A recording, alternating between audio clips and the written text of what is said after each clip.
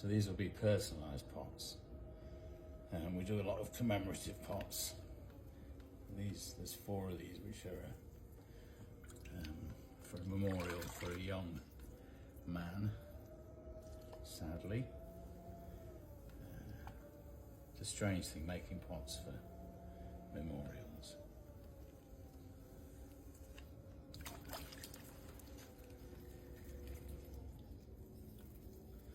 But sometimes they can be, at least you know that people go to wherever they are and they'll look at it and they'll remember whoever it was for. And it can be a nice thing, quite a peaceful thing. We've done some quite funny ones. We had a sort of one I mainly remember, probably about 30 odd years ago. And it was a woman who was in her, I think she was in her early 90s, had died. And the family wanted a rhubarb forcer for the garden, which just had her name, date of birth and death. And then just 2 words, rhubarb, rhubarb. Because whenever anybody spoke anything out of order or whatever, she'd just look at them and go, rhubarb, rhubarb. So that was quite a funny one. Anyway, you can see I'm using my metal rib on the outside and the wooden block on the inside. You can almost hear the grit.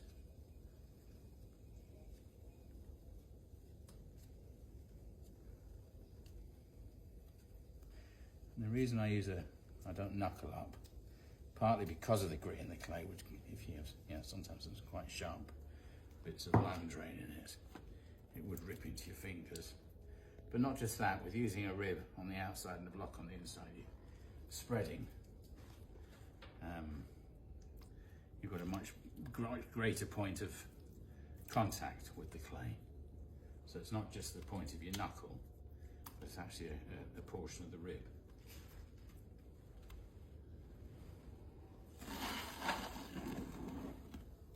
And I'm squeezing it, I'm not scraping it.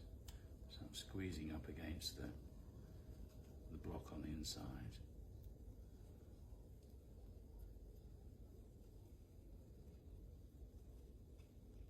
And as you come up to the top, you ease off the pressure.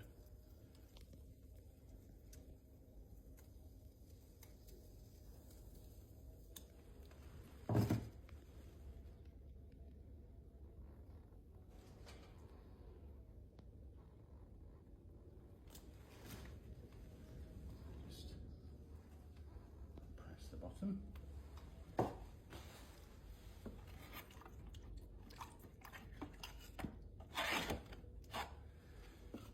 My trusty piece of plastic, so everybody thinks, oh, it'll be good on ribs. This is just literally a piece of plastic that's been bent over years, but it actually does a really good job, just as what I call a straightener, although it's very bent.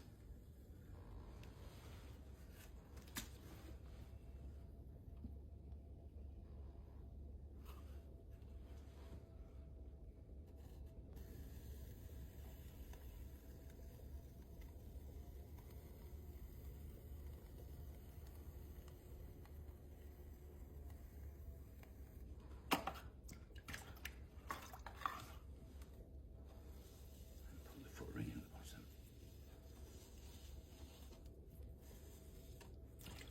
So I'll have an inscription.